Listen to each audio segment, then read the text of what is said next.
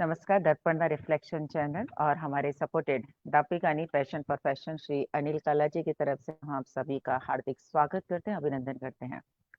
दिल की बात डॉक्टर रेनू के साथ बिल्कुल हम हाजिर हैं। आज के हमारे मेहमान को बस कुछ ही पल में हम यहाँ पर जोड़ेंगे। आज के हमारे मेहमान हैं जो चंबल इंटरनेशनल फिल्म फेस्टिवल के संस्थापक और फेस्टिवल निदेशक हैं, डॉक्टर कपिल सिद्धार्थ।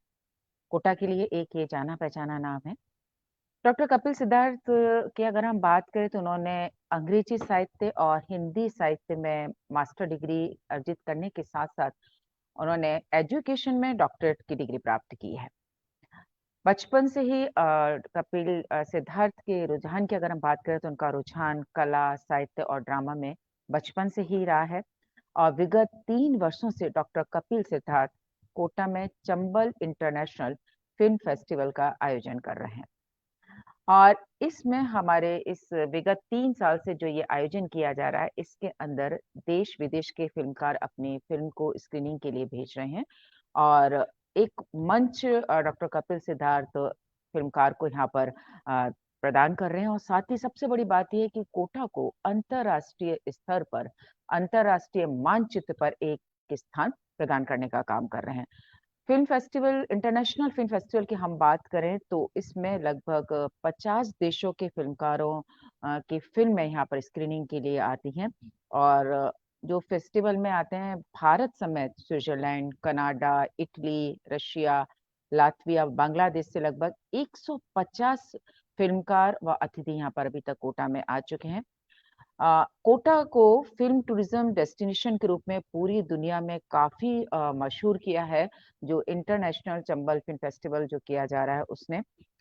और साथ ही यहाँ पर अभी हाल ही में डॉक्टर कपिल सिद्धार्थ के अथक प्रयासों से जो स्विट्ज़रलैंड की इंटरनेशनल फ़िल्म को शूट करने के लिए यहाँ पर लोकेशन फाइनल की गई, जो कि इतिहास में पहली बार ऐसा हुआ है कि कोटा में कोई इंटरनेशनल फ़िल्म की शूटिंग यहाँ पर की जाएगी।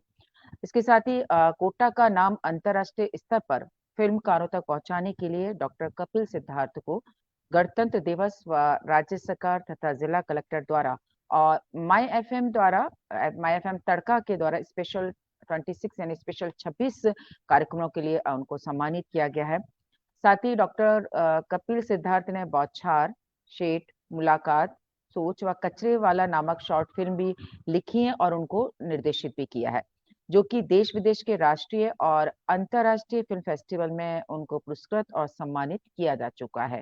भारत सरकार के सूचना और प्रसारण मंत्रालय द्वारा आयोजित स्वच्छ Bharat short film festival competition द्वारा सर्टिफिकेट ऑफ एक्सीलेंस से भी इनकी इस फ़िल्म को सम्मानित किया गया है। केसी कबीरा सर, बिल्कुल वेलकम सर, आप थैंक यू सर। इसके साथ ही कई शॉर्ट फ़िल्म्स भी डॉक्टर कपिल सिद्धार्थ ने बनाई हैं, जो कि बहुत अच्छे उनको सम्मानित किया गया है।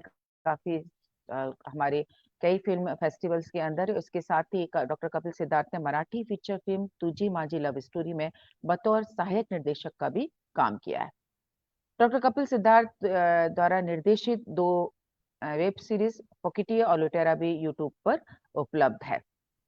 इसके साथ ही डॉक्टर कपिल सिद्धार्थ ने क्रिकेट फिल्म आदि विषयों पर कम से कम 50 से अधिक आलेख और कविताएं उन्होंने लिखी हैं, जो कि उनके कई प्रतिष्ठित समाचार पत्र पत्रिकाओं जनसत्ता, स्टारडस्ट, राजस्थान पत्रिका, दैनिक भास्कर, दैनिक नवज्योति में समय समय पर प्रकाशित होते रहते हैं। इसके साथ ही डॉक्टर कपिल सिद्धार्थ ने अंग्रेजी ग्रामर, सामान्य विज्ञान और एक्टिविटी की 46 के करीब बुक्स लिखी हैं, जो कि अलग-अलग स्कूल में इन बुक्स को पढ़ाया जा रहा है। और जे कोटा का अंग्रेजी समाचार पत्र कोटा कोलाज में वो पिछले 1 वर्ष से सतत लिख रहे हैं हमारे फिल्म समीक्षा को लेकर के, और साथ ही में इन्होंने कई नाटकों में काम भी किया है, उनका निर्देशन भी किया है।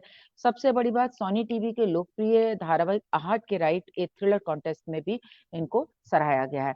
तो आज की हमारी जो हस्ती हैं, जो आज के हमारे मेहमान हैं, जिसे कहना चाहिए कि एक जिन्होंने हमारे कोटा को पूरे अंतर्राष्ट्रीय मानचित्र पर एक स्थान दिलाया है कोटा को, और एक वो अथक प्रयास उसका कर रहे हैं। Thank you Ishan. और हमारे मेहमान हमारे साथ जुड़ चुके, हम उनको अब यहाँ पर जोड़ते हैं।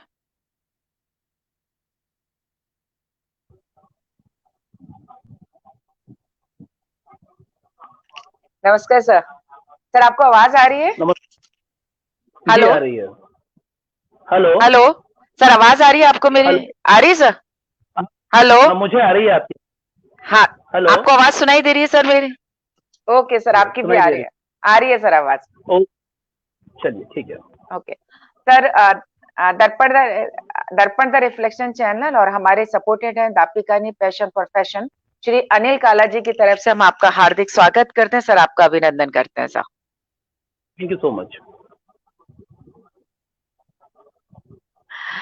सर, क्योंकि आपका नाम डॉक्टर कपिल सिद्धार्थ कोटा के लिए क्या बल्कि हम कहें अंतरराष्ट्रीय स्तर पर काफी मशहूर नाम है, किसी भी परिचय का मोहताज नहीं है ये नाम, क्योंकि आपने जो काम किया है कि कोटा को एक नई पहचान दिलाई है हमारे देश के बाहर तक भी। तो मैं सबसे पहले ये जानूं कि जो doctor Kapil Siddharth Chambal international film festival के डायरेक्टर और जिसे कहना चाहिए फाउंडर हैं, उनके बारे में मैं बात करूं, लेकिन उससे पहले मैं जानना चाहूंगी डॉक्टर कपिल सिद्धार्थ के बारे में। कपिल सिद्धार्थ जिन्होंने अंग्रेजी में और हिंदी साहित्य में एमए किया, सर दोनों लैंग्वेज दोनों साहित्य जिस पर कि आपका कमांड है सर। तो सर हिंदी और इंग्लिश दोनों को साथ लेकर के आपको चलने का विचार कैसे आया? एक्चुअली सब्जेक्ट में इंटरेस्ट मेरा इंग्लिश लिटरेचर में ज़्यादा था, इससे मैंने पहले मास्टर्स इंग्लिश लिटरेचर में किया। जी। और चूंकि मेरे आर्टिकल्स पिछले 15 सालों में इंडिया के रेपुटेड न्यूज़पेपर्स के अंदर, मैगजीन्स के अंदर पब्लिश होते रहे, लेकिन वो हिंदी में होते रहे। तो मुझे ये ख्याल है कि चूंकि इंग्लिश लिटरेचर में तो मैंने मास्टर्स किया है, लेकिन मेरे आर्टिकल्स और जितनी मैं पोइट्री लिखता हूँ या जो भी मेरा क्रिएटिव वर्क है वो सब हिंदी में है। तो मुझे ये ख्याल है कि क्यों ना फिर मुझे हम्म। हिंदी के अंदर भी एक मास्टर्स डिग्री लेनी चाहिए। तो वो हिंदी में मैंने किया, और अभी हाल जी फिलहाल जी। पिछले 1 साल से इंग्लिश के अंदर भी काम कर रहा हूँ, रिव्यूज लिख रहा हूँ, और फिल्म रिलेटेड आर्टिकल्स हैं उसके ऊपर मैं इंग्लिश में ही काम कर रहा हूँ। तो हिंदी जी इंग्लिश दोनों में काम करना अच्छा लगता है। जी। जी। और का मैं शुक्रगुजार हूँ उन सभी न्यूज़पेपर्स और मैगजीन्स का जिन्होंने मुझे ये मौका दिया कि मैं अपने विचारों को, अपनी बातों को लोगों तक पहुंचा सकूं, जो पाठक हैं उन हम्म तक पहुंचा सकूं। तो हिंदी इंग्लिश दोनों के हम्म। अंदर अभी मेरे चल रहा है।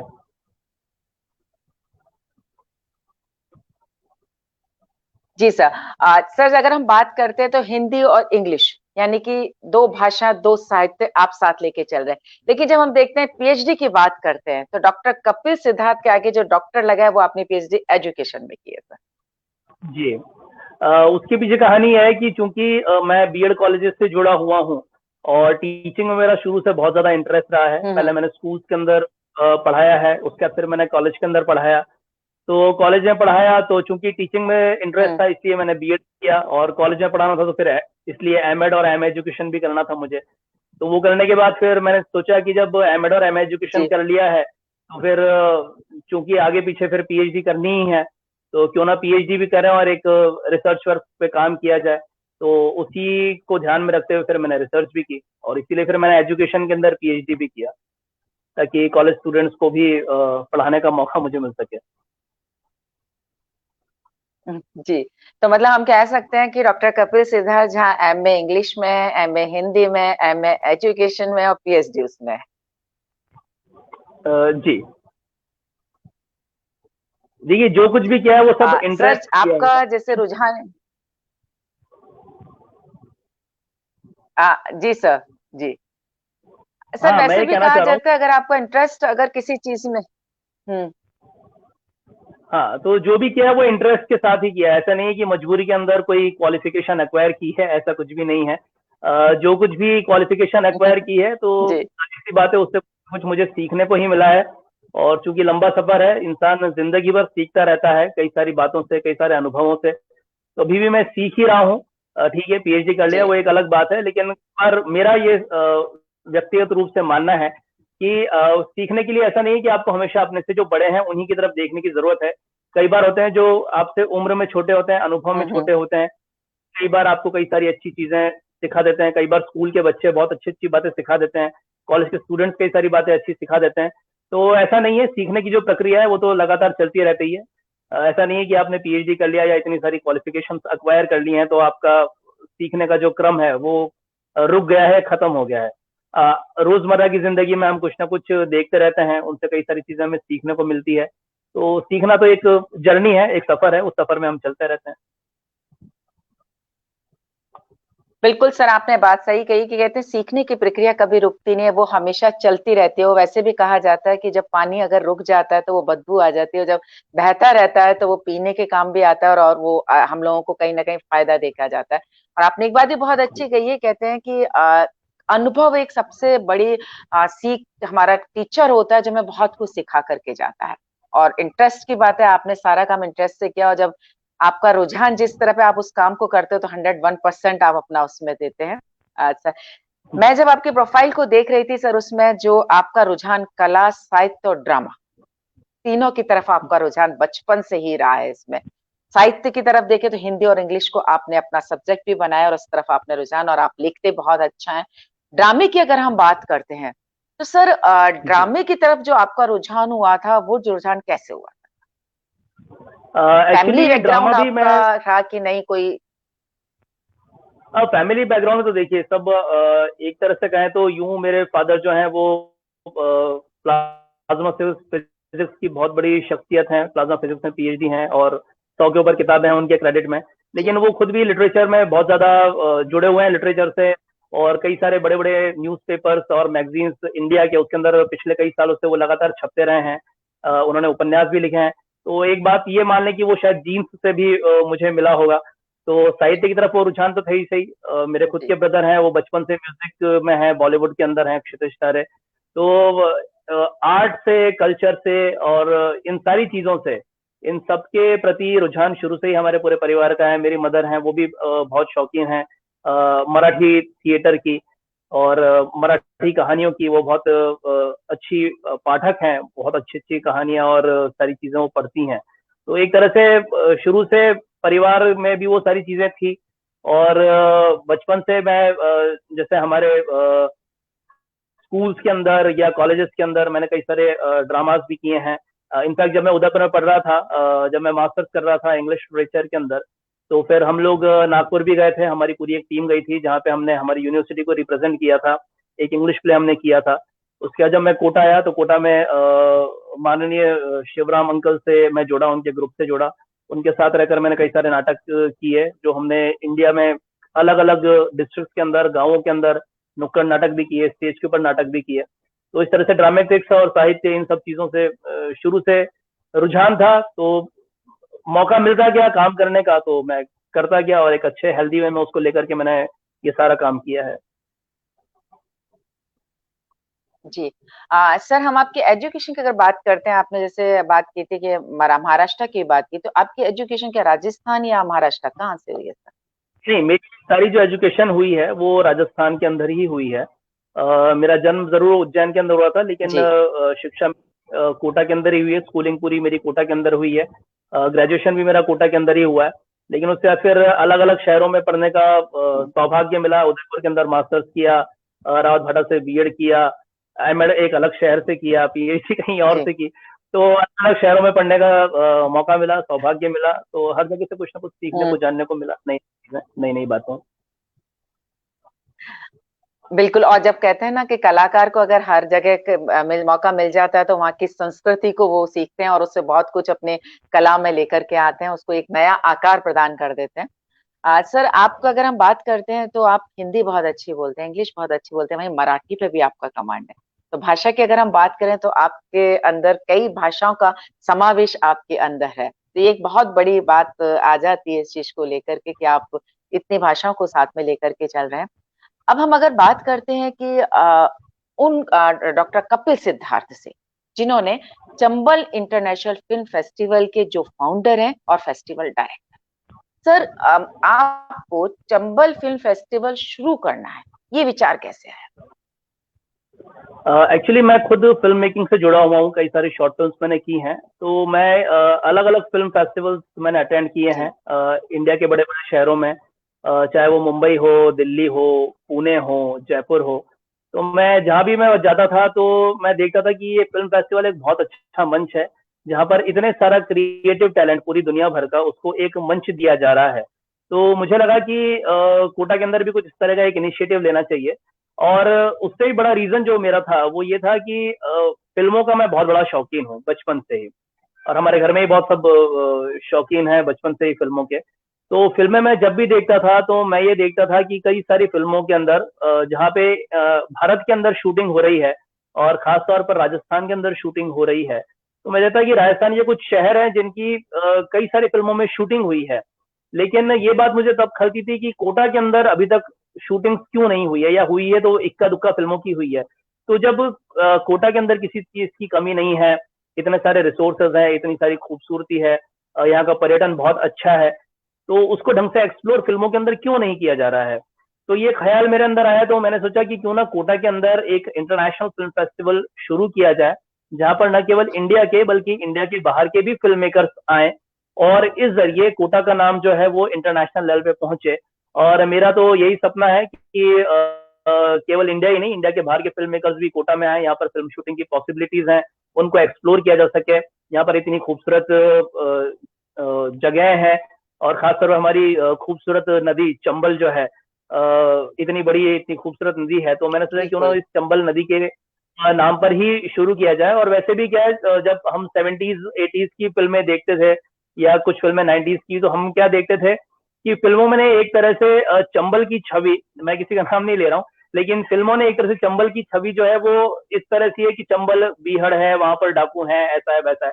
तो मैंने सोचा क्यों ना फिल्मों के माध्यम से उसी चंबल की छवि को सुधारा जाए, ताकि लोगों को पता पड़े कि चंबल सिर्फ बीहड़ ही नहीं है, चंबल के अंदर और भी कई सारी खूबसूरत जगह हैं जहां पर आप आए और आकर के देखें और यहाँ पर फिल्मों की शूटिंग का सिलसिला शुरू कर सके। और मुझे आज बहुत खुशी है ये कहते हुए कि पिछले 3 सालों में चंबल इंटरनेशनल फिल्म फेस्टिवल के जरिए कोटा का नाम लगभग 75 कंट्रीज के फिल्म मेकर्स तक, 75 कंट्रीज के फिल्म मेकर्स तक पहुंच गया है। वो जानते हैं कि कोटा के अंदर एक बहुत बड़ा इंटरनेशनल फिल्म फेस्टिवल होता है और कोटा एक बहुत खूबसूरत जगह है। और मुझे इस बात की भी खुशी है कि पिछले 3 साल में लगभग 150 पौने 200 फिल्म मेकर्स इंडिया से और इंडिया के अलावा Switzerland, Latvia, Russia, Bangladesh, Canada, Italy, वहां से आए हैं अपनी फिल्मों को लेकर के। मतलब फिल्में तो पूरी दुनिया से मेरे पास आ ही रही हैं पिछले 3 सालों में, चाहे वो यूएस हो, यूके हो, रशिया हो, जापान हो, Austria, Australia, Switzerland, Denmark, Finland, अलग अलग देशों की फिल्में आ रही हैं।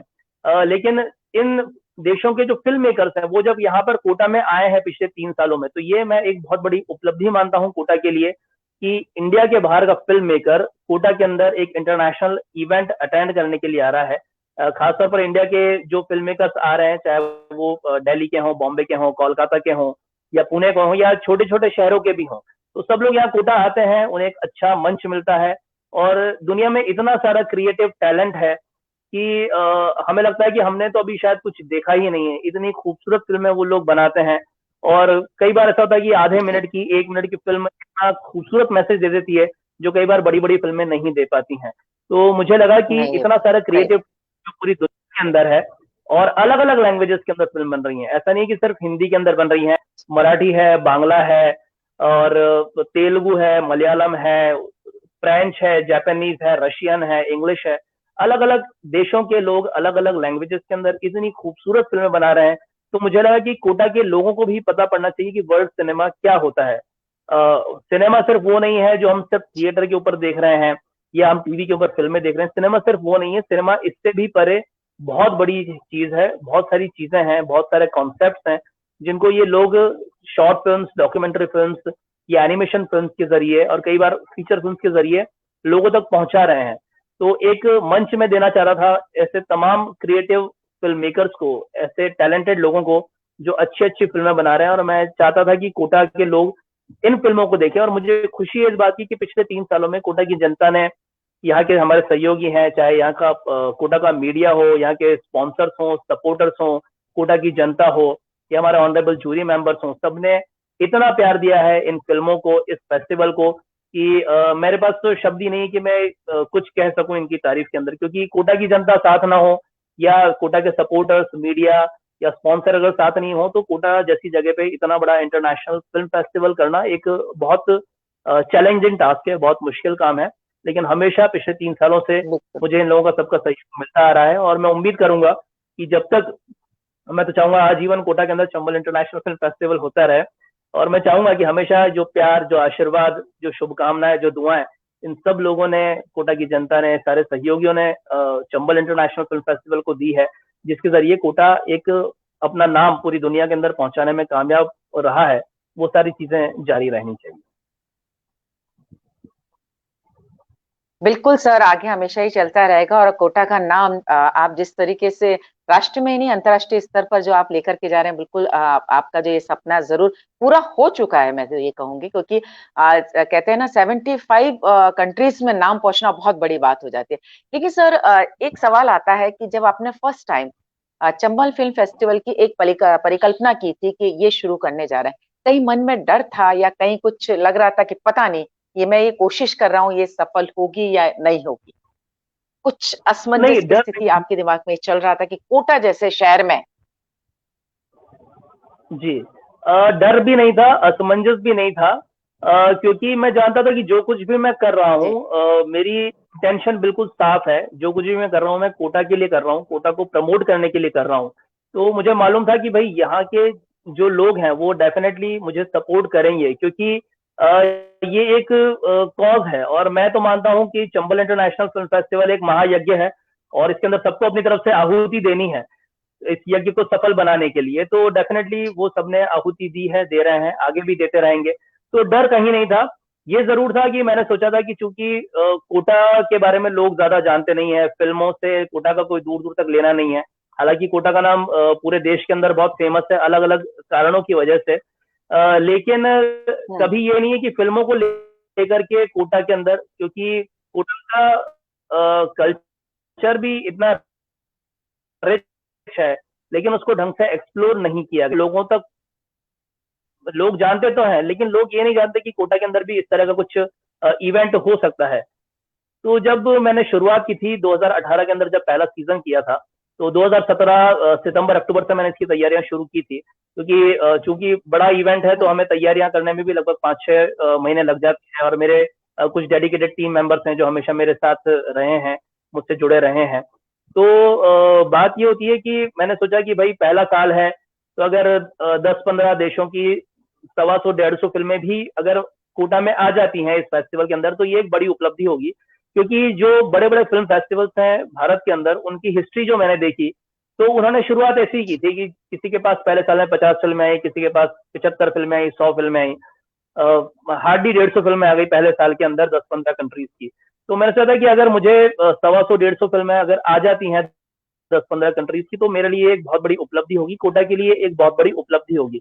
लेकिन मुझे मेरी खुशियां बहुत हुई, मुझे खुशी उस बात की कि जो 10-15 कंट्रीज मैंने सोची थी, तो पहले साल में 28 देशों ने इसके अंदर पार्टिसिपेट किया। और जो मैंने 150 फिल्में देखी क्या थी, तो बात। पहले साल में 316 फिल्में मुझे मिली। तो जो मैंने उम्मीद की थी उसका दुगना जी। मुझे मिला। और पहले साल के अंदर 28 देशों की 316 फिल्में, उसके बाद 2019 में जो दूसरा सीजन हुआ उसमें 35 देशों की 492 फिल्म, और तीसरे सीजन के अंदर 40 फिल्म, 40 कंट्रीज से 604 फिल्म। तो हर साल जो है देश जो है उनका पार्टिसिपेशन बढ़ रहा है, फिल्मों का पार्टिसिपेशन है वो भी बढ़ रहा है। और मुझे उम्मीद है कि 2021 में जो चौथा सीजन हमारा होने जा रहा है, और वो होने जा रहा है, ऐसा नहीं है कि इतना बड़ा पैंडेमिक है तो वो नहीं होगा। 2021 में डेफिनेटली कोटा के अंदर चंबल इंटरनेशनल फिल्म फेस्टिवल होने जा रहा है।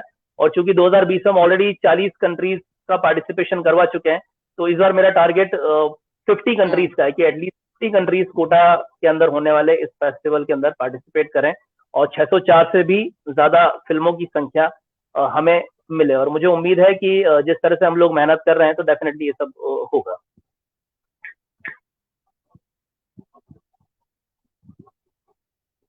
गई हो madam?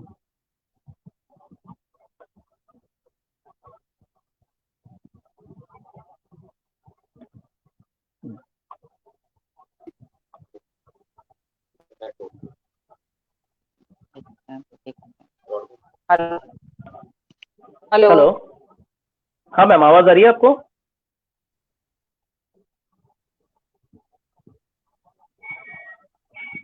Hello. Hello. Hello. Hello.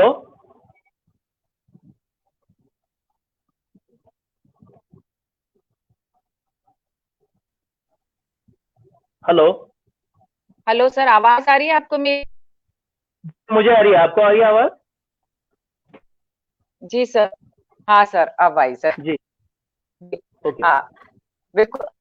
बिल्कुल सर, मैं बात को हम कंटिन्यू करें उससे पहले बताएं, अनिल काला सर हमारे साथ जुड़ चुके हैं, वो आपका वेलकम कर रहे हैं सर। जी, नमस्ते सर। सर आपने बिल्कुल कहा एक बात, जब मैं आपसे आप बात कर रहे थे, आपने एक बहुत अच्छी बात कही थी कि कोटा का नाम हुआ है लेकिन अलग अलग कारणों से हुआ है। लेकिन सर कहते हैं ना कि कोटा के लिए का शब्द बहुत ज्यादा लकी रहा है, कि कोटा को ऊंचाइयों तक पहुंचाने में का शब्द ने अपनी बहुत महत्वपूर्ण भूमिका निभाई है। कोटा का खुद का नाम का से, जो मैं हमेशा कहती हूँ सर। कोटा की कचौड़ियां कहाँ से, कोटा की कोटा डोरिया सर कहाँ से, कोटा कि कोचिंग को कहा से कोटा स्टोन काफी ज्यादा मशहूर है, और कोटा को अंतरराष्ट्रीय स्तर पर सफलता जो दिलाई है वो भी कपिल सिद्धार्थ सर, उनका नाम भी काफी है सर। तो बिल्कुल सर का नाम लकी है कोटा के लिए, तो निश्चित तौर पर जो आप सपना देख रहे हैं कि कोटा को अंतरराष्ट्रीय स्तर तक ऊंचा पहुंचाने का, निश्चित तौर पर सर वो पूरा होगा। और आने वाला समय चाहे वो कोविड-19 का समय हो, लेकिन कहते हैं ना कि जो हम ठान लेते हैं और वो कोई रोक नहीं सकता, इच्छा शक्ति अगर आपके अंदर था उस चीज को कर सकते हैं। एक और बात सर, क्योंकि आपने सिर्फ बड़े जो फिल्मकार हैं उनको ही नहीं, लेकिन कहते हैं ना एक छोटे उभरते जो फिल्मकार हैं, बच्चे हैं, उनको भी एक मंच दिया है सर। क्योंकि छोटे छोटे बच्चे जिनको कहीं मंच नहीं मिल पाता है, वो भी वहां पर आकर के अपनी जो उन्होंने छोटे छोटे एनिमेशन फिल्म्स बनाई है जो बहुत ज्यादा हमें संदेश देती हैं, उनको भी आपने मंच प्रदान करके उनको के अंदर एक उत्साह पैदा किया। सबसे बड़ा काम सर ये आप कर रहे हैं। क्योंकि कहते हैं ना बड़े फिल्मकारों को तो मंच मिल जाता है, लेकिन छोटे बच्चों को मिलना बहुत मुश्किल रहता है। वो भी काम आपने यहाँ पर किया है। हेलो। हेलो।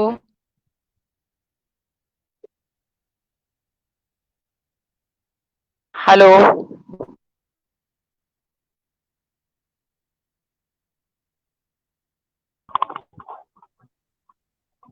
जी सर, हेलो। जी नेट की जी सर मैडम। प्रॉब्लम है। हाँ, थोड़ी प्रॉब्लम आ जी रही है। सर। जी। हाँ, तो मैं तो मैं ये यही कहना। चीज। जी। जी, जी मैंने सर, आप जैसा आपको बोले बताया कि जी। क्रिएटिव टैलेंट है, तो जितने भी कॉलेज के फिल्म मेकर्स हैं, स्टूडेंट फिल्म मेकर्स हैं, वो भी बड़ी अच्छी अच्छी फिल्में लेके आ रहे हैं। और पहले सीजन के अंदर जब मैंने देखा कि वो सब कोटा आए, कई सारे स्टूडेंट फिल्म मेकर्स भी हैं जो हार्डली 18, 20, 22 साल के थे, लेकिन वो बड़ी कमाल की फिल्में बना रहे हैं। तो जब उनकी फिल्में मैं देखता हूँ, या हमारे जूरी मेंबर्स देखते हैं, या कोटा की जनता, इतनी ऑडियंस उसको देखती है, तो उसको देख करके लगता है कि भाई भारत के अंदर फिल्मों का भविष्य या इस तरह की क्रिएटिविटी का भविष्य बहुत ज्यादा उज्जवल है। क्योंकि जब 18, 20, 22 साल की उम्र में ये इतने अच्छे फिल्म बना है, तो डेफिनेटली इनका जो अच्छा काम है ये आगे भी करेंगे, और बनाने का जो सिलसिला है वो जारी रहेगा। जी। बिल्कुल सर, क्योंकि कहते हैं ना बच्चों को अगर उत्साह मिल जाता है और उनके काम को अगर कहते हैं ना कि आप थोड़ा सा उसको सराह दीजिए, तो वो और अच्छे से इस काम को करते हैं। सर इसके अलावा जब हम आपकी देखते हैं, तो आपने कई शॉर्ट फिल्म्स बनाई हैं, और जिसमें आपकी एक फिल्म आपने बनाई थी स्वच्छ भारत को लेकर के, जिसको कि हमारे भारत सरकार के जी। सूचना और प्रसारण मंत्रालय ने भी उसको काफी सम्मानित उसको किया था और आपको सर्टिफिकेट मिला था इसमें। तो सर ये फिल्म जो आपने थी, फिल्म क्या थी सर, उसके पीछे क्या सोच थी? एक्चुअली जो फिल्म थी उसका नाम जो खास तौर पर मैंने स्वच्छ भारत मिशन को लेकर के बनाई थी, उस फिल्म का नाम कचरे वाला था। और उसमें मैंने बताने की जी। कोशिश यही की है कि जो हम लोग इतनी सारा कचरा फैलाते हैं या गंदगी फैलाते हैं, उसको जो साफ करता है वो कचरे वाला नहीं है।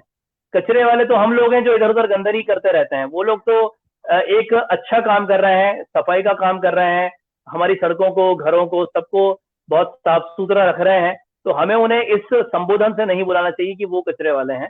कचरे वाले इनफैक्ट वो लोग हैं जो कि इधर उधर गंदगी फैलाते हैं, कचरा फैलाते हैं। वो लोग तो सफाई कर्मी हैं जो एक अच्छा काम कर रहे हैं। अगर वो लोग नहीं है तो हमारे शहर की, समाज की, राज्य की, देश की सबकी स्थितियां जो है वो खराब हो जाएगी। और पिछले कुछ सालों में एक अच्छा पॉजिटिव मैं ये सोचता हूँ कि कई लोगों के अंदर मन में ये फीलिंग आ गई है कि हमारे आसपास हमें जो भी वातावरण है, हमारी जो चाहे सड़कें हों या जो कचरा है उसको डस्टबिन के अंदर ही डालना चाहिए, सड़कें हों, आसपास का जो वातावरण हो उसको हमें साफ रखना चाहिए, गंदगियां नहीं फैलानी चाहिए। क्योंकि इन सब चीजों से अल्टीमेटली हम ही नुकसान उठाएंगे। और हमें ये देखना है कि हम हमारी आने वाली पीढ़ी को, हमारी आने वाली जनरेशन को हम क्या दे करके जा रहे हैं विरासत के अंदर। तो हमें, अगर हम ही कुछ ये अच्छी आदतों को नहीं अपनाएंगे तो हमारी जो आने वाली पीढ़ियां हैं उनको हम क्या सिखाएंगे। तो जरूरी है, तो इसलिए वो कॉन्सेप्ट लेकर के मैंने कचरे वाला नाम की फिल्म बनाई थी कि कचरे वाला वो नहीं है जो हमारा कचरा उठा रहे हैं आकर के, कचरे वाले वो लोग हैं जो कचरा फैला रहे हैं। वो तो एक अच्छा काम कर रहे हैं और उस अच्छे काम के अंदर हमें उनकी सहायता करनी चाहिए। बिल्कुल सर। सर, एक सवाल अनिल काला सर का बहुत अच्छा सवाल है सर, जिन्होंने आपसे पूछना चाह रहे हैं कि हम लोग चंबल फिल्म फेस्टिवल को जो हम यहाँ पर आप करते हैं, इसमें राजस्थान फिल्म है, उनका कितना योगदान रहता है, और हम चंबल फिल्म फेस्टिवल राजस्थान जो फिल्म है हमारी, उसको प्रमोट करने के लिए इस प्लेटफॉर्म पर क्या कर देखिए, चूंकि चंबल इंटरनेशनल फिल्म फेस्टिवल के अंदर ऐसा कोई भी बैरियर नहीं है कि इस लैंग्वेज की फिल्म हम एक्सेप्ट नहीं करेंगे। लेकिन मैंने देखा कि पिछले 3 सालों के अंदर जो राजस्थानी फिल्में आ रही हैं वो बहुत कम आ रही हैं। और एक बात आप ये भी मान सकते हैं कि चूंकि Chambal international film festival Rajasthan के ही एक बड़े शहर के अंदर हो रहा है, तो मुझे लगता है कि आने वाले समय में डेफिनेटली राजस्थानी सिनेमा को भी एक बूस्ट मिलेगा। और मैं चाहता हूं कि जिस तरह से दूसरे राज्यों की फिल्म इंडस्ट्री बहुत ज्यादा रिच है, जैसे अगर हम साउथ की बात कर रहे हैं तो तमिल, तेलुगु, मलयालम, कन्नड़ में बहुत अच्छी अच्छी फिल्में बन रही हैं। और वो फिल्में तो इनफैक्ट होकर के और हम टीवी पे देखते भी हैं। उसके अलावा महाराष्ट्र के अंदर जो मराठी फिल्में हैं वो बहुत अच्छी अच्छी बन रही हैं, बंगाली फिल्म बहुत अच्छी बन रही है, गुजराती फिल्में अच्छी बन रही हैं। तो जब दूसरे राज्यों की फिल्म इंडस्ट्री इतनी रिच है, वो इतना सारा अच्छा कंटेंट बना रहे हैं, साल में तकरीबन 80, 100, 150 फिल्में वो लोग भी बना रहे हैं, तो राजस्थान इस मामले में पीछे क्यों है? राजस्थान के अंदर इस तरह की फिल्में क्यों नहीं बन रही हैं? राजस्थान में सिर्फ थिएटर्स के अंदर हिंदी की ही या हॉलीवुड की ही डब्ड फिल्म क्यों लगती हैं? तो राजस्थानी सिनेमा को भी एक संजीवनी की जरूरत है। राजस्थानी सिनेमा भी आगे आना चाहिए ताकि राजस्थानी फिल्में बने। क्योंकि अगर राजस्थान के अंदर ही राजस्थानी फिल्में नहीं बनेंगी तो फिर राजस्थान के कल्चर से जो ऑडियंस है वो कैसे रूबरू होगी, कैसे वो वाकिफ होगी। और जैसे मैंने मराठी फिल्मों की बात की, तो पिछले 3 सालों से हम लोग ऑस्कर की एक एंट्री हमारे फेस्टिवल के अंदर स्पेशल फोकस के अंदर दिखाते हैं। तो मैं इस बात को भी एक बहुत बड़ा अचीवमेंट मानता हूं कि जो फिल्म भारत की ओर से ऑस्कर की ऑफिशियल एंट्री है उसको कोटा के अंदर दिखाने की वो फिल्म मेकर्स परमिशन दे रहे हैं। जैसे 2018 के अंदर हमने हरिश्चंद्रा की फैक्ट्री दिखाई थी, जो कि दादा साहब फाल्के बायोपिक था। 2019 के अंदर हमने कोड दिखाई थी, वही मराठी फिल्म थी, ऑस्कर्स के लिए गई थी। और इस साल अभी 2020 के अंदर हमने मराठी फिल्म श्वास दिखाई थी, जो 2004 के अंदर इंडिया की तरफ से ऑस्कर्स के लिए गई थी। तो पहले पिछले 3 सालों के अंदर हमने एक मराठी फिल्म जो ऑस्कर के अंदर इंडिया की ऑफिशियल एंट्री रही है, उनको हमने दिखाया। और मैं उन फिल्मों के डायरेक्टर्स का भी शुक्रिया अदा करना चाहता हूं कि जिन्होंने अपनी इतनी खूबसूरत, इतनी महान फिल्में, ये जितनी भी फिल्मों के, तीनों फिल्मों के मैंने नाम लिए, ये डेफिनेटली इंडियन सिनेमा की लैंडमार्क फिल्म्स में से एक है। तो ये लैंडमार्क फिल्म्स कोटा की ऑडियंस को देखने को मिल रही है, कोटा की जनता को देखने को मिल रही है, इतनी महान फिल्में हम कोटा के अंदर दिखा रहे हैं। तो वो भी, उनके लिए भी मैं शुक्रिया अदा करना चाहूंगा। और हर साल जिस तरह से दुनिया भर की फिल्में तो हम दिखा ही रहे हैं, लेकिन मैं ये भी चाहता हूं कि हर साल इंडिया की एक फिल्म जो ऑस्कर्स के लिए गई है वो हम फेस्टिवल के अंदर भी दिखाएं।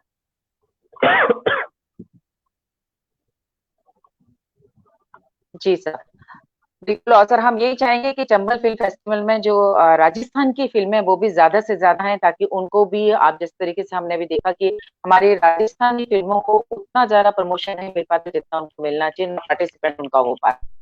तो वो भी हम चाहेंगे कि ज्यादा से ज्यादा हो, ताकि हमारा जो राजस्थानी फिल्म सिनेमा है वो अंतर्राष्ट्रीय स्तर तक पहुंच सके। सर, अब थोड़ा सा इससे हट करके हम वेब सीरीज की बात करते हैं। आपने फोकटिया और लुटेरा, दो आपकी वेब सीरीज आ चुकी हैं, आपने जो बनाई है इसमें, इसका आपने डायरेक्शन भी आप ही का है इसके अंदर।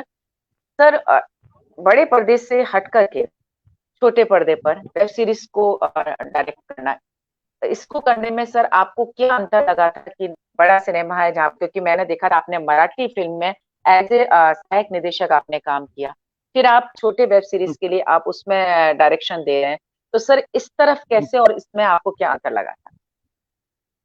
चूंकि शॉर्ट फिल्म्स मैं कर ही रहा था, शॉर्ट फिल्म्स मैंने बनाई हैं, तो इस बार मैंने सोचा कि क्यों ना वेब सीरीज पे भी काम किया जाए। तो इसलिए मैंने 2 वेब सीरीज बनाई।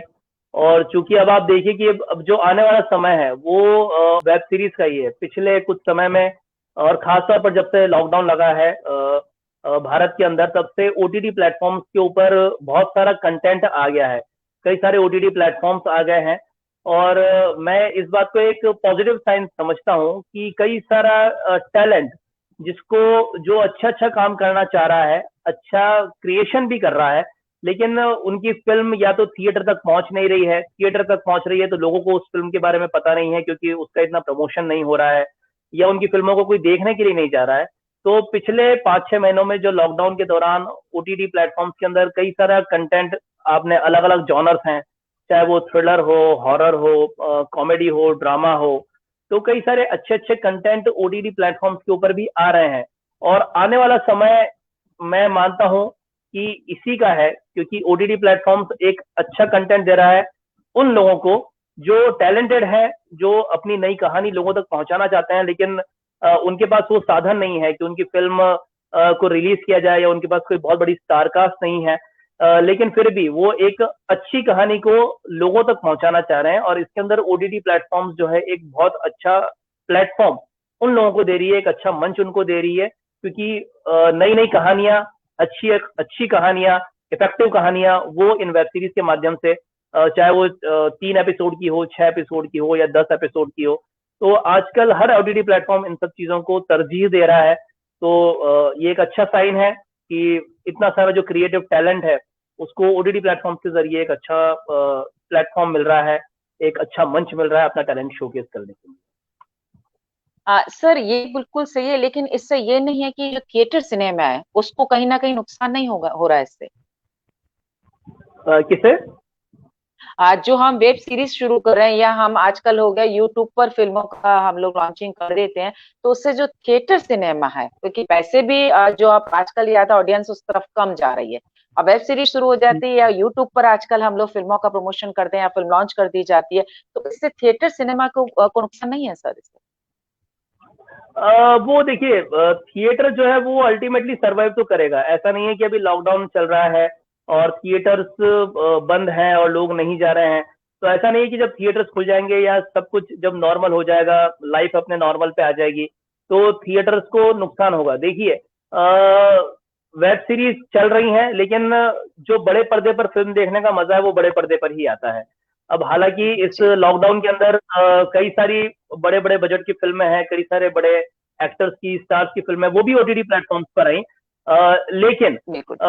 जब थिएटर्स खुल जाएंगे तो डेफिनेटली ऑडियंस जाएगी अच्छी कहानियों को देखने के लिए। ओटीटी प्लेटफॉर्म भी चलता ही रहेगा, और जिस तरह से ये चल रहा है, जब टीवी था तो अभी भी सीरियल्स लोग देखते ही हैं, तो उसी तरह से ओटीटी प्लेटफॉर्म भी सर्वाइव करेगा और जो थिएटर्स हैं वो भी सर्वाइव करेंगे, क्योंकि जो बड़े पर्दे पर फिल्म देखने का मजा है वो है ही सही, क्योंकि अब फेस्टिवल के अंदर भी हम लोग बड़े पर्दे पर ही फिल्म दिखाते हैं, तो लोगों को बड़े पर्दे पे बिल्कुल। देखने का आनंद ही होता है।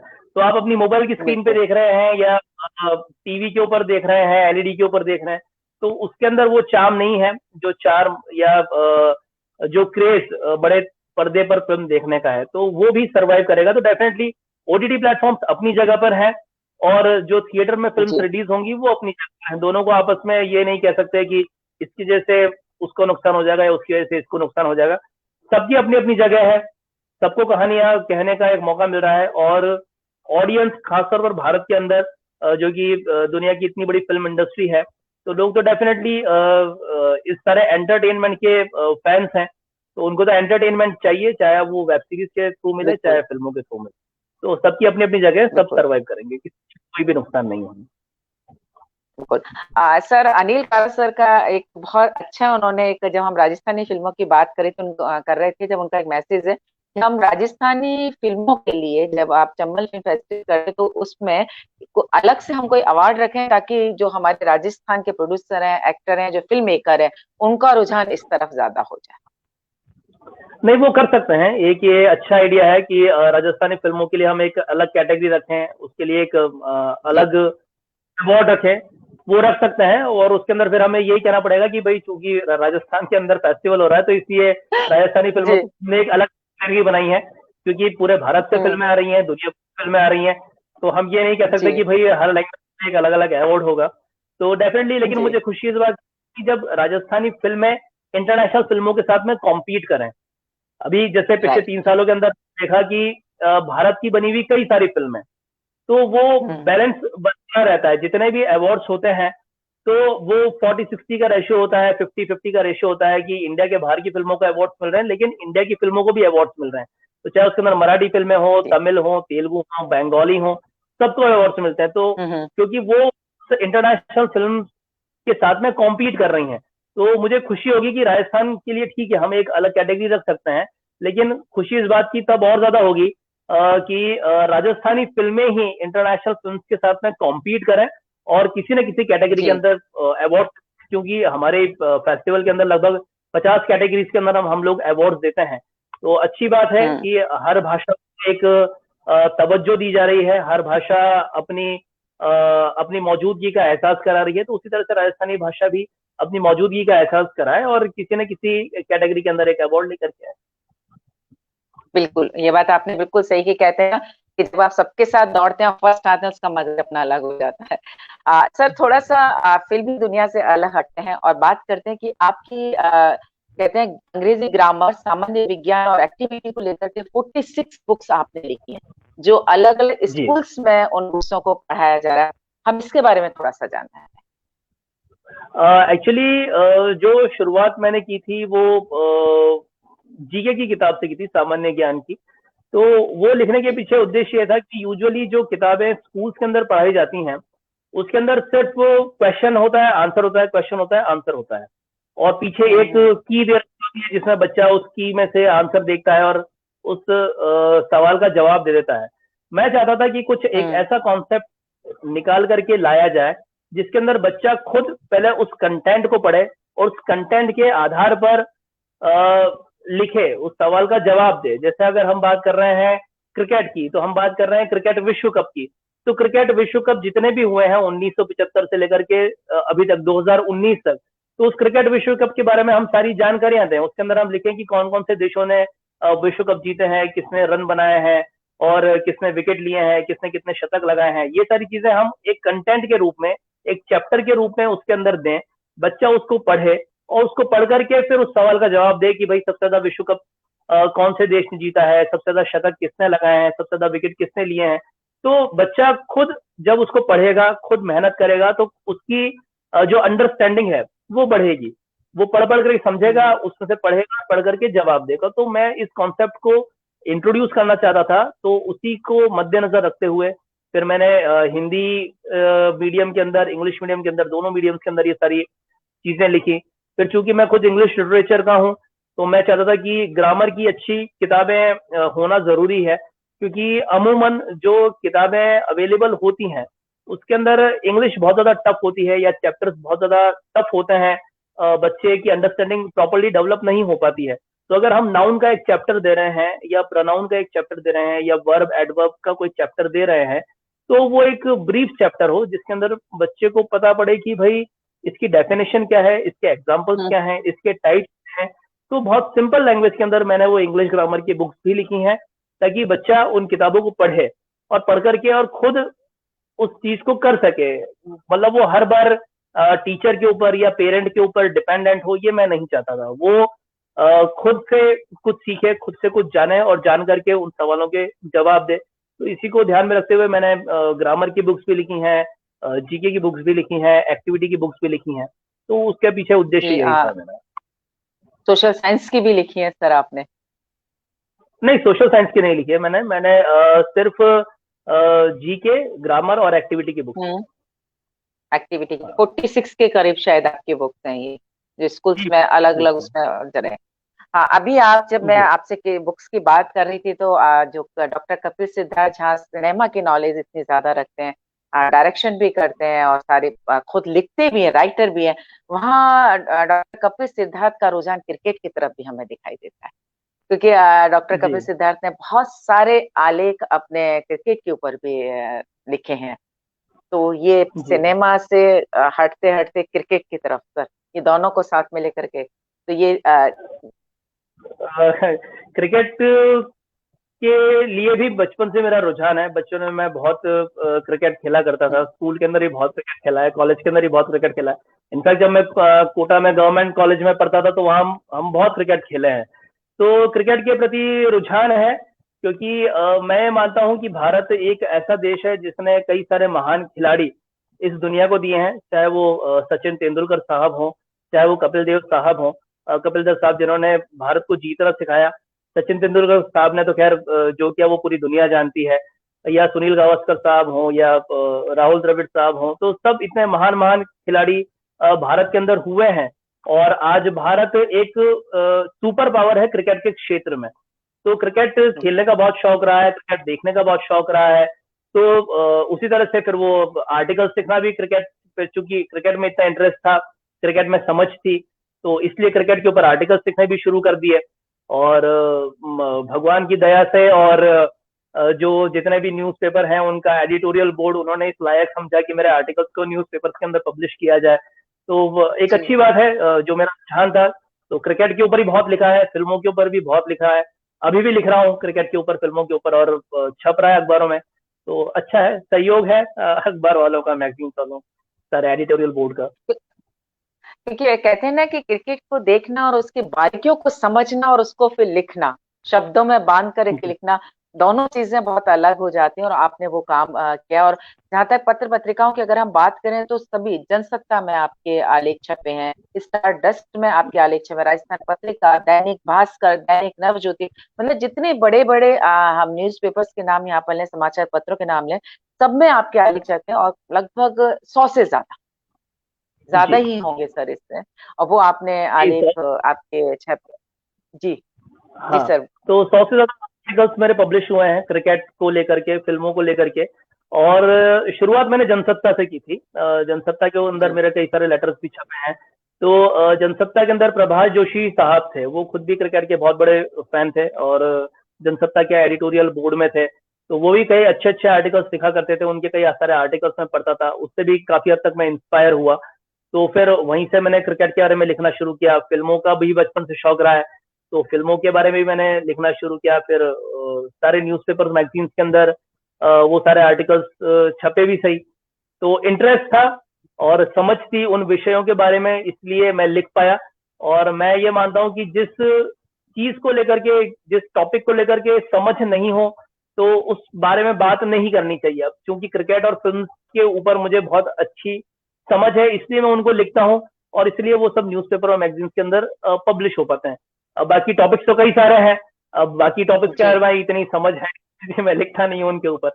क्रिकेट और फिल्म के बारे में ज्यादा समझता हूँ तो उन्हीं के ऊपर लिखता हूँ।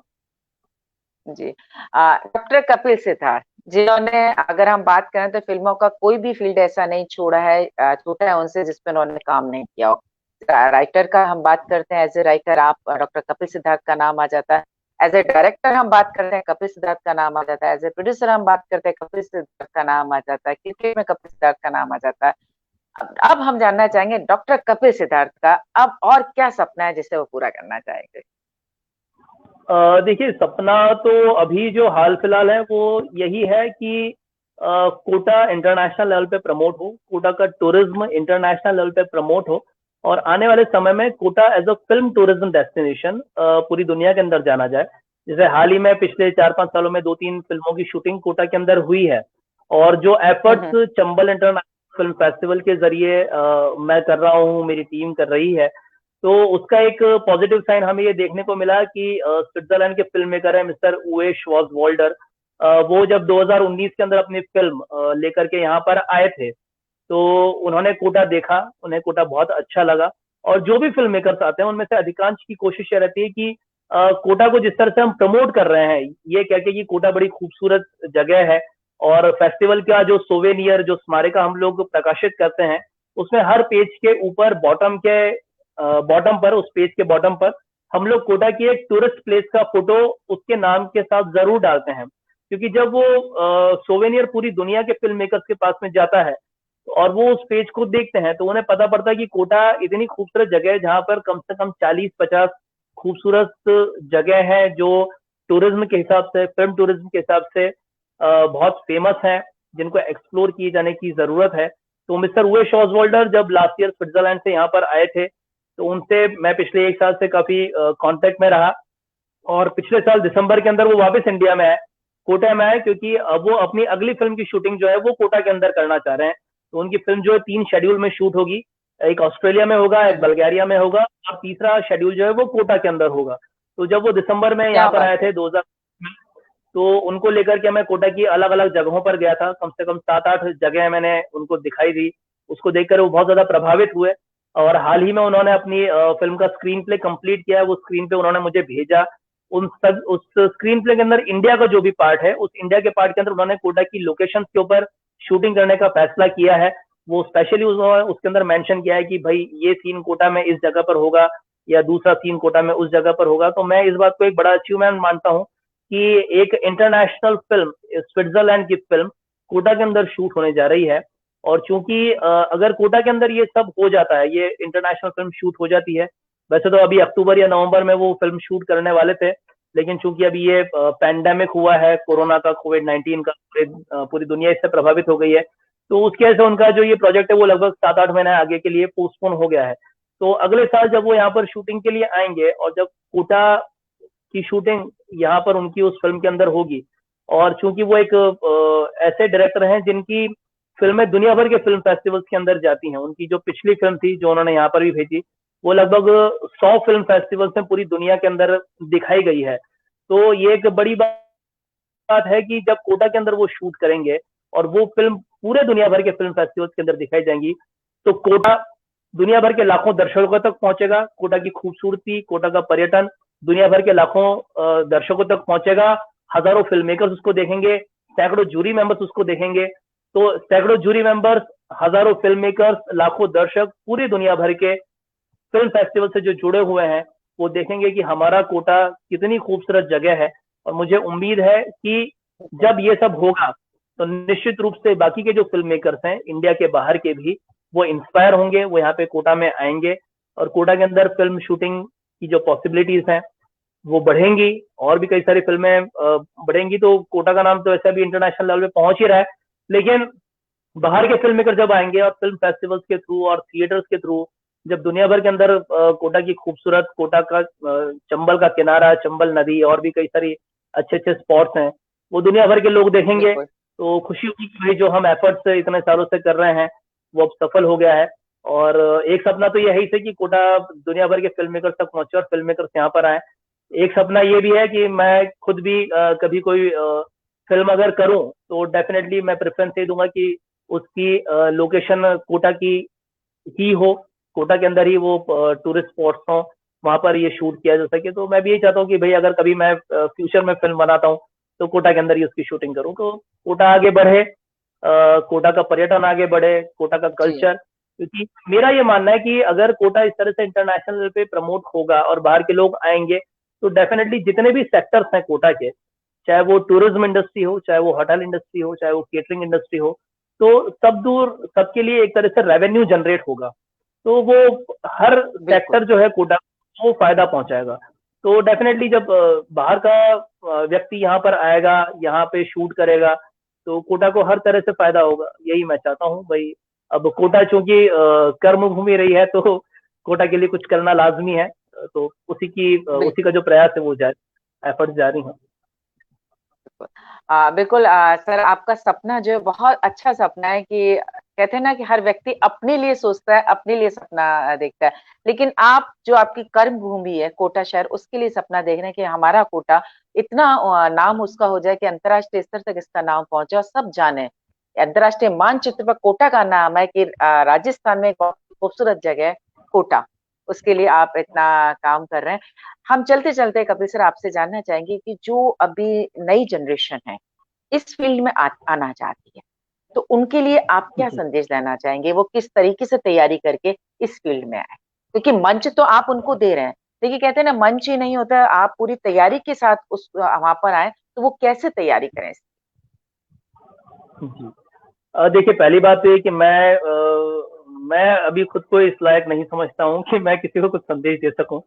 लेकिन नहीं फिर तो भी एक बात मैं ये कहना चाहूंगा कि जो भी लोग इस इंडस्ट्री के अंदर आना चाह रहे हैं, एंटरटेनमेंट इंडस्ट्री के अंदर आना चाह रहे हैं, उनको मैं ये कहना चाहूंगा कि मेहनत करना बहुत जरूरी है, और सपने देखना बहुत जरूरी है। कलाम साहब जो हमारे इतने महान वैज्ञानिक हुए हैं, राष्ट्रपति रहे हैं, कलाम साहब ने कहा था कि small M is a crime. तो अगर आपका एम है तो आपको अपने एम को बड़ा रखना पड़ेगा। तो मैं यही कहना बिल्कुल। चाहूंगा कि भाई जो भी फिल्म मेकर्स, जो यंग जनरेशन है जो इस फील्ड के अंदर अपना करियर बनाना चाहती है, तो एक तो आपके प्रयासों में कमी नहीं होनी चाहिए, और दूसरा आप प्रॉपरली सब कुछ सीखें। आप जाहिर सी बात है, जब आप फील्ड में उतरेंगे या फिल्मों की शूटिंग को आप अटेंड करेंगे या फिल्म में एज एन असिस्टेंट डायरेक्टर या राइटर जुड़ेंगे, तो जब आप फिल्म के सेट पर होंगे तो डेफिनेटली आपको कई सारी चीजें सीखने को मिलेगी, और उसके लिए आपको प्रयास करना जरूरी है। और सफलता का कोई भी शॉर्टकट नहीं होता है, आपको मेहनत करनी पड़ेगी, आपको धैर्य रखना पड़ेगा, आपको पेशेंस रखना पड़ेगा। और अगर आपका खुद के अंदर विश्वास है सकते हैं, और जब आप ये सोचते हैं तो ईश्वर भी आपका साथ तभी देगा जब आप खुद प्रयास करेंगे। अगर आप ये सोचें कि नहीं मैं तो बैठा हूँ, बैठे बैठे मुझे सब कुछ हासिल हो जाएगा, तो ऐसा नहीं होगा। ईश्वर भी उसी का साथ देते हैं जो खुद अपना साथ देता है, जो खुद आगे बढ़ करके मेहनत करना चाहता है, जिसके अंदर धैर्य होता है। और सबसे बड़ी बात है कि ईमानदारी होना बहुत जरूरी है। अगर आप ये बहुत। सोचते हैं कि मैं कुछ गलत काम करके ऐसा कर दूं वैसा कर दूं, आज इससे पैसे ले लूं, इसको बेवकूफ बना करके एक फिल्म बना लूं, तो ऐसा एक ही बार होता है। क्योंकि वो कहावत है कि काठ की हांडी एक ही बार चढ़ती है, बार बार नहीं चढ़ती है। बार तो बार नहीं। फिर जो आप ईमानदारी से करें, कल को ऐसा नहीं होना चाहिए कि आप कोई काम कर रहे हैं और आपने वो काम तो कर लिया, लेकिन पीठ पीछे लोग आपको क्रिटिसाइज कर रहे हैं कि भाई हमारे हमारे साथ इसने ऐसा किया, ऐसा करके, और इसने ये काम किया है। तो वो सब चीजें नहीं होनी चाहिए। आपके प्रयास होने चाहिए, आपके अंदर ईमानदारी होनी चाहिए, और सबसे इम्पोर्टेंट बात जो है आपके अंदर धैर्य होना बहुत जरूरी है। बहुत। अगर आप हिम्मत हार जाएंगे तो फिर काम नहीं चलेगा। तो जिस तरह से अब बिल्कुल। जैसे जो स्विट्जरलैंड की फिल्म यहाँ कोटा के अंदर शूट होने वाली है, तो उन्होंने यहाँ कोटा के अंदर कुछ देखा, और उन्होंने जब मुझसे बात की तो उन्होंने कहा भाई कि मैं कोटा को लेकर के और फिल्म करना चाह रहा हूँ।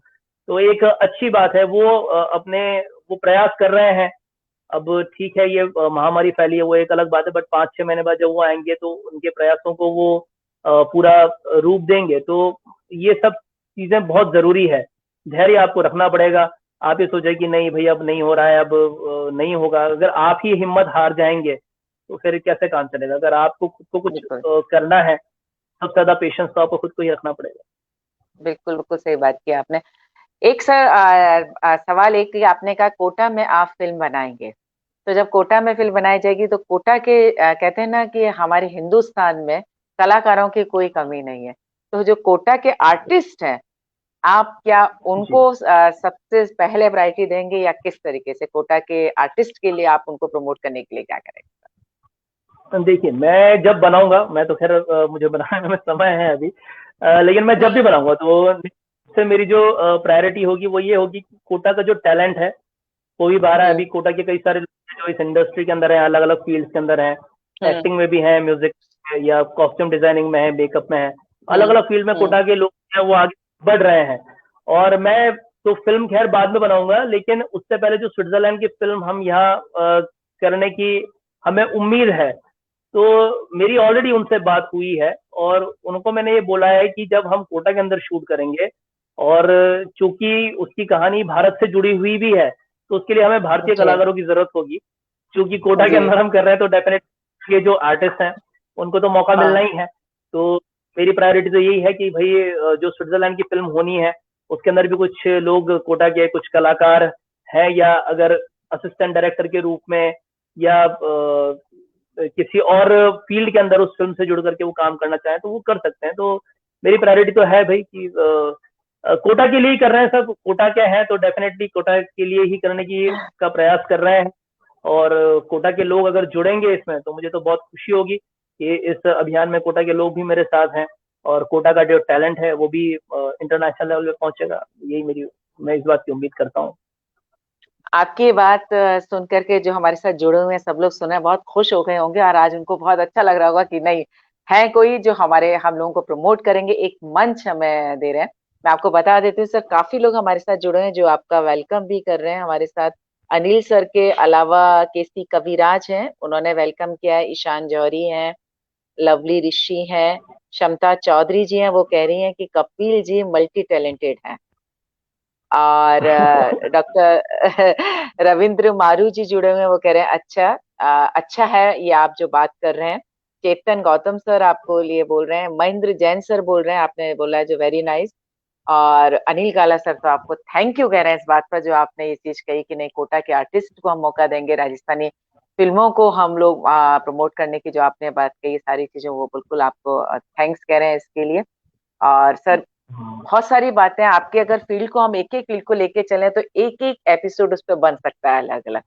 तो बहुत सारी बातें हम आपसे करना चाहते, लेकिन कहते हैं ना सर, समय की सीमा सर हमारे पास रहती है। आज आपने हमारे साथ इतनी अच्छी बातें की चंबल फिल्म फेस्टिवल को लेकर के, सारी बातों के साथ सबसे खास बात जो हम यहाँ कहना चाहेंगे कि आपने जिस तरीके से कोटा को ही प्रमोट करने की बात नहीं कही है, बल्कि कोटा का आर्टिस्ट अगर आपके साथ जुड़ना चाहता है, काम करना चाहता है, तो वो भी आप उनको भी मंच दे रहे हैं, ये सबसे बड़ी बात है सर। तो ये कहते हैं ना, कलाकारों की कमी हमारे हिंदुस्तान में नहीं है, लेकिन कमी हो जाती है मंच नहीं देने की।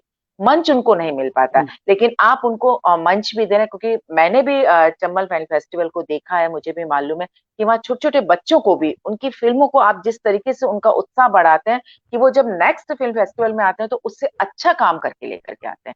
ये सबसे बड़ी बात है कि उन बच्चों को आप आगे प्रमोट कर रहे हैं। Really sir, thank you sir. और सबसे बड़ी बात, आप जो सपना देखते हैं हमारे कोटा के लिए, वो सपना आपका जरूर पूरा हो, और आप जिस ऊंचाई पर कोटा को पहुंचाना चाहते हैं, कोटा बिल्कुल उसी ऊंचाई तक पहुंचेगा, क्योंकि आप जिस तरीके से काम कर रहे हैं और सबकी सबका साथ आपको जरूर मिल रहा है, तो उस तरीके से जरूर उन ऊंचाइयों को छुएंगे। Thank you sir, thank you very much sir. और हम सबसे यही कहना जी। चाहेंगे कि डॉक्टर कपिल सिद्धार्थ, जिनसे हमने यहाँ पर बात की, जिन्होंने जो कि Chambal film festival, international film festival के फाउंडर और फेस्टिवल डायरेक्टर हैं, जिन्होंने हमारे कोटा को, हम कहते हैं ना कि राष्ट्रीय स्तर पर नहीं बल्कि अंतरराष्ट्रीय स्तर पर उसकी पहचान बनाने का एक वो काम कर रहे हैं। साथ ही में हमारे जो आर्टिस्ट हैं उनको एक मंच प्रदान कर रहे हैं। हम यही कहेंगे कि जो वो सोच रहे हैं उनका ये सपना जरूर पूरा हो। और अब हम आपसे मिलेंगे थर्सडे को हमारे नए मेहमान के साथ, लेकिन उससे पहले जो हमारा ये दौर चल रहा है, कोरोना का दौर, कोविड-19 का दौर, जिससे पूरा विश्व जूझ रहा है, इस समय सबसे ज्यादा जरूरत है, जब हम अनलॉक हो चुके हैं, कि हम अपनी सुरक्षा सबसे ज्यादा रखें। हम अपने घरों में रहें, सुरक्षित रहें, जरूरत है तभी हम अपने घर से बाहर निकले, अन्यथा हम अपने घरों से बाहर नहीं निकले। देखते हैं, आपको अपनों का साथ अगर चाहिए तो पहले खुद सुरक्षित रहते हुए अपनों को सुरक्षित रखिएगा, तब जाकर के आप इस कोविड-19 कोरोना वायरस से आप जीत पाएंगे। तो बस चलते चलते हम यही कहेंगे, घर में रहें, सुरक्षित रहें, स्वस्थ रहें। और thank you sir, thank you very much sir. तो मैं शुक्रिया अदा करूंगा उन सभी लोगों का जो इस कार्यक्रम से जुड़े रहे। आपका, अनिल सर का, आपने एक मंच मुझे दिया, प्रदान किया अपनी बात कहने के लिए। और साथ ही वो तमाम लोग कोटा के हों, कोटा के बाहर के हों, जिन्होंने इस प्रोग्राम को देखा और अपनी बात रखी, उन सबका ही मैं बहुत बहुत शुक्रगुजार हूँ। जाते जाते मैं एक छोटी सी बात आपको और बताना चाहूंगा कि जी बात जो अभी आपने कही कोटा के टैलेंट की, तो कोटा में तो इतना टैलेंट है, मैं जानता हूँ इस बात को और मैं मानता भी हूँ कि अभी 2020 के अंदर हमने फेस्टिवल के दौरान एक कॉन्टेस्ट किया था। उस कॉन्टेस्ट का नाम था फिल्म टाइटल कॉन्टेस्ट, जिसके बिल्कुल अंदर सर। किसी भी फिल्म को अपने ढंग से लिखना था। और मुझे खुशी है इस बात को बताते हुए आपको कि इस कॉन्टेस्ट के अंदर 10,000 लोगों ने पार्टिसिपेट किया था। और उन्होंने जो अच्छे अच्छे टाइटल अपनी कल्पनाशीलता के आधार पर, जो अपनी इमेजिनेशन, जो क्रिएटिविटी उन्होंने उसके अंदर दिखाई, जिसके अंदर कोटा के कई सारे स्कूल के बच्चे थे, मतलब 5 साल से लेकर के 15 साल 18 साल के बच्चे, और उसके अलावा बड़े लोग भी थे। उन सब ने इस फिल्म टाइटल कॉन्टेस्ट को एक ग्रैंड सक्सेस बनाया, क्योंकि किसी भी कॉन्टेस्ट के अंदर 10,000 लोगों का पार्टिसिपेशन एक बहुत बड़ी बात बहुत होती बढ़िया। है।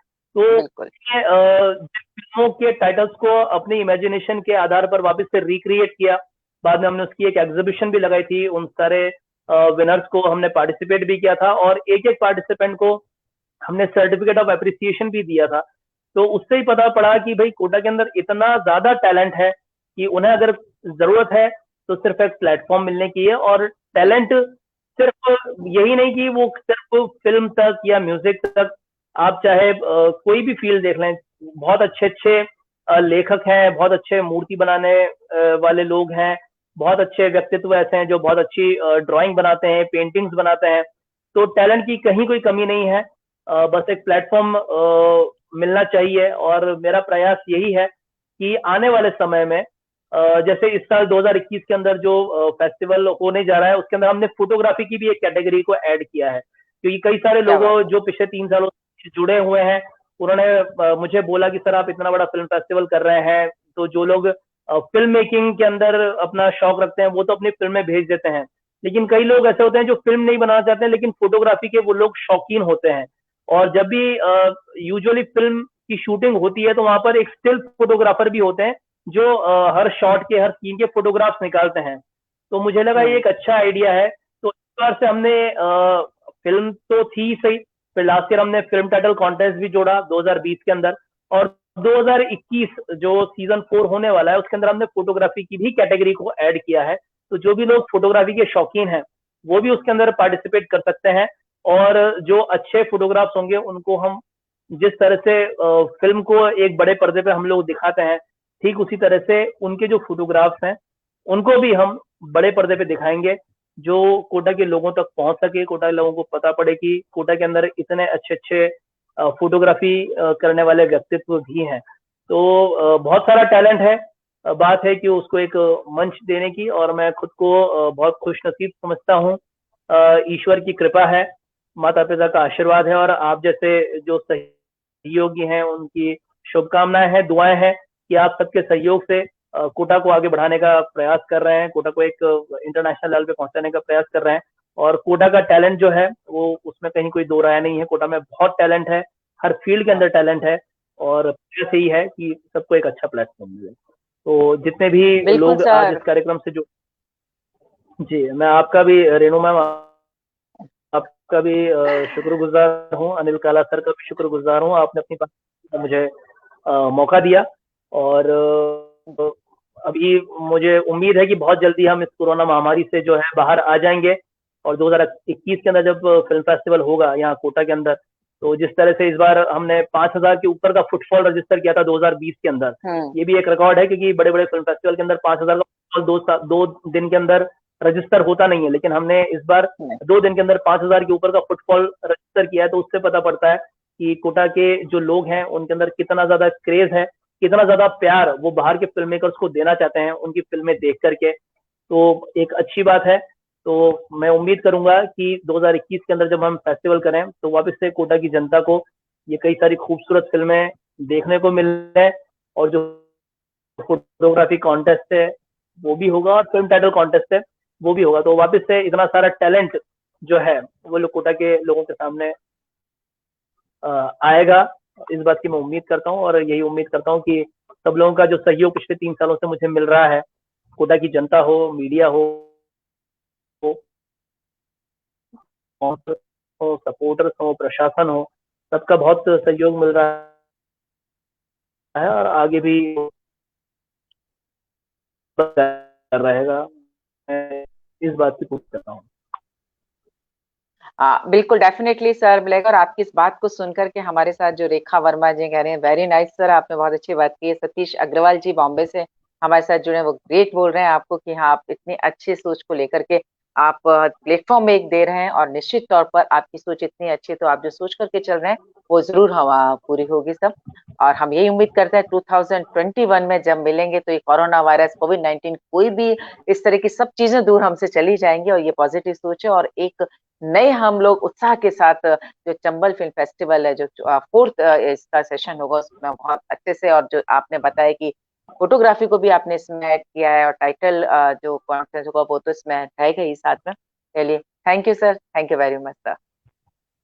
और आप सभी से हम यही कहेंगे, बिल्कुल अपने घरों में रहिए, स्वस्थ रहिए, सुरक्षित रहिएगा। तब तक के लिए अगले थर्सडे को हम आपसे मिलेंगे, बहुत सारी बातें करेंगे, नए मेहमान हमारे साथ होंगे, और बस यही कहें, गुड नाइट, शब्बा खैर, नमस्कार, थैंक यू सर।